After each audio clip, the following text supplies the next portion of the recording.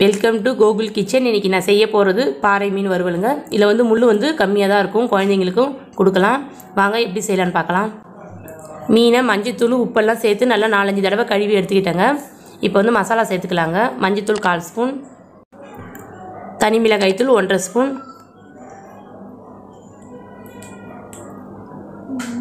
மல்லித்தூள் 1/2 ஸ்பூன்,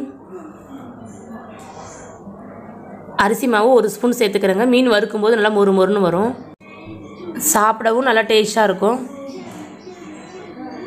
மிளகுத்தூள் 1/4 ஸ்பூன் போட்டுக்கிறேன். உப்பு தேவையான அளவு.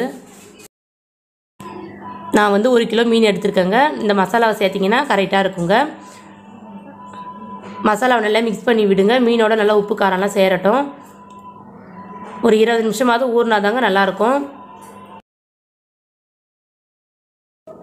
மசாலா நல்லா மீனில் மிக்ஸ் ஆகிருக்குங்க. மீன் வந்து ஒரு 20 நிமிஷம் ஊறினாதாங்க நம்மளுக்கு சாப்பிட நல்லா டேஸ்ட்டாக இருக்கும். மீன் வறுக்க கல் வச்சுட்டேங்க. இப்போ அடுப்பை பற்ற வச்சுக்கலாம்.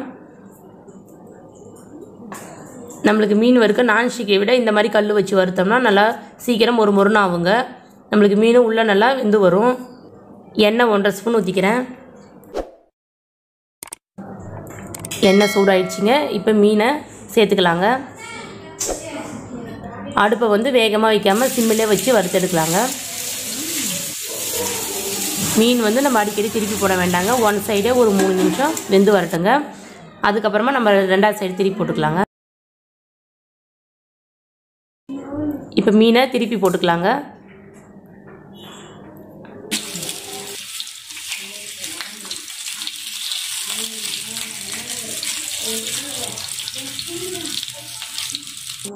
கொஞ்சமாக கருவேப்பிலை மல்லி தனி கிள்ளி வச்சுருக்கேங்க. இப்போ வந்து மீனோட சேர்த்துக்கிறேங்க. இது கூட அந்த மீன் கூட இதை சேர்த்து சாப்பிடும்போது நம்மளுக்கு வந்து இன்னும் வாசனையாகவும் இருக்குங்க. நம்ம சாப்பிட்றதுக்கு நல்ல டேஸ்ட்டாகவும் இருக்குங்க.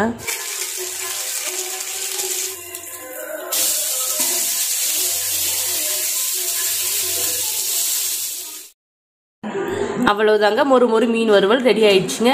இந்த வீடியோ உங்களுக்கு பிடித்திருந்தால் லைக் பண்ணுங்கள், ஷேர் பண்ணுங்கள், கமெண்ட் பண்ணுங்கள், மறக்காமல் சப்ஸ்கிரைப் பண்ணுங்கள்.